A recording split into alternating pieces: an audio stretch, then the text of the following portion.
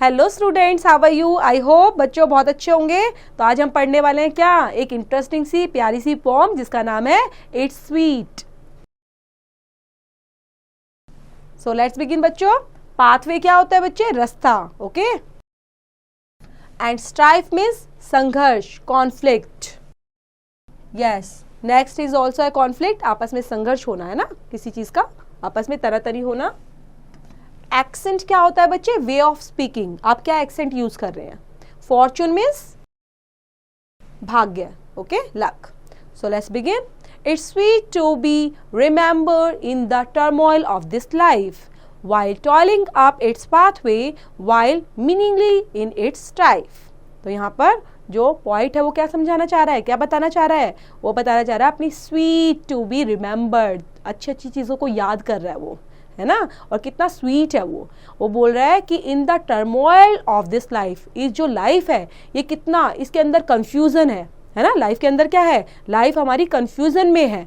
हम क्या कर रहे हैं यहाँ पर? While toiling up it's pathway, हम रास्ते पर जाए जा रहे हैं, हार्ड वर्क करते जा रहे हैं, है ना, और आगे बढ़ते जा रहे हैं। वाइल मीनिंगली इन इट्स स्ट्राइफ, और कहीं ना कहीं ये जो संघर्ष है, ये कॉन्फ्लिक्ट है, वो हमारी लाइफ के अंदर मिंगल हो गया। मिंगल मतलब मिक्सअप होना, ठीक है, मिक्सअप होता जा रहा है। हम जो हार्ड वर्क कर रहे हैं, संघर्ष कर रहे हैं, हम अपनी लाइफ में इस तरह से उतार लिया कि हमने इसको मिक्सअप ही कर लिया अपनी लाइफ के अंदर। While wandering over Earth's border or sailing over its sea, it's sweet to be remembered whenever we may be।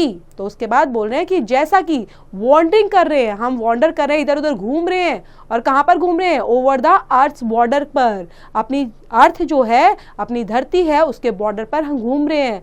Selling कर रहे हैं सी पर, ठीक है, समुद्र पर सेलिंग कर रहे हैं, हम बोट में बैठे चल रहे हैं। और ये कैसा है? ये बहुत स्वीट है मेरे लिए जब मैं इसको याद करता हूँ कि हम कैसे wherever we may be, और किस तरह से हम कहाँ पर हैं अभी।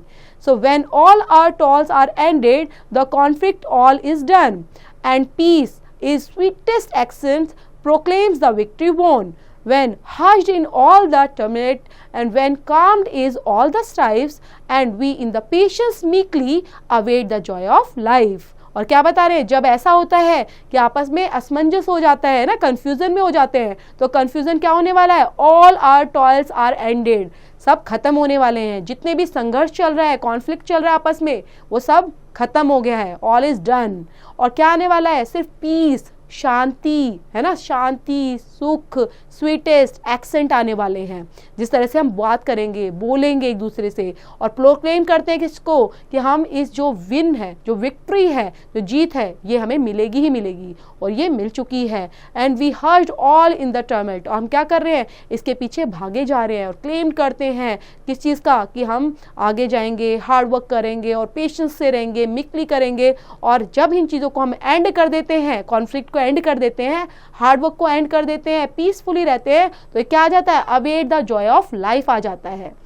सो then they who when not present in spite yet we near, and as we toiled and struggled didn't whisper in our ear, it's sweet to be remembered and thou art not forgot, and if fortune smiles upon us shall shares our happy lot। तो उसके बाद और चीजें क्या बता रहे हैं? जब प्रेजेंट नहीं होगा, then they who, वो कौन है? When not present, जो प्रेजेंट में होगा ही नहीं, in spirit yet were near, और ये सब चीज़ें क्या होंगी? ये जो चीज़ें स्प्रिट होंगी, अच्छी वाइब्स होंगी, वो हमारे आसपास थी जो, है ना, उन चीज़ों का हम दोबारा से लेकर आएंगे और दोबारा से स्ट्रगल्ड करेंगे उन चीज़ों के लिए, हम जिन चीज़ों के लिए कर रहे हैं, वे टॉयल्ड एंड स्ट्रगल्ड कर रहे हैं, और धीरे धीरे चीज़ें हमारे कानों में घुलती चली जाएंगी। क्या घुली हैं ये चीज़ें? कि हम देखते हैं ये चीज़ें हमारे लिए कितनी इंपॉर्टेंट हैं, लेकिन फिर भी हमें याद रखना है कि इन चीज़ों को भी साथ में रखते हुए, अपने लाइफ का स्ट्रगल करते हुए भी हमें भूलना नहीं है। किन चीज़ों को? स्वीट चीज़ों को याद रखना है, हमेशा अपनी अच्छी मेमोरी को याद रखना है। और हमारा भाग्य भी बच्चों हमारे पर हंसेगा, लेकिन कब हंसेगा? कब खुश होगा हमारा भाग्य? कब हमारा साथ देगा? जब हम हैप्पी रहेंगे और खुशियाँ बांटेंगे दूसरों के साथ, है ना, तभी। तो ये पोम लिखी गई है बच्चे किसके थ्रू? जॉन एस एडम के थ्रू। तो इसको रीड आउट करेंगे और ऑथर का नाम जरूर याद रखेंगे बच्चे, पॉइंट का, है ना। Appreciation of the poem. When a person is struggling It feels nice when he is facing a tough time or when he has overcome his difficulties. A person loves to share his thoughts wherever he is happy or sad.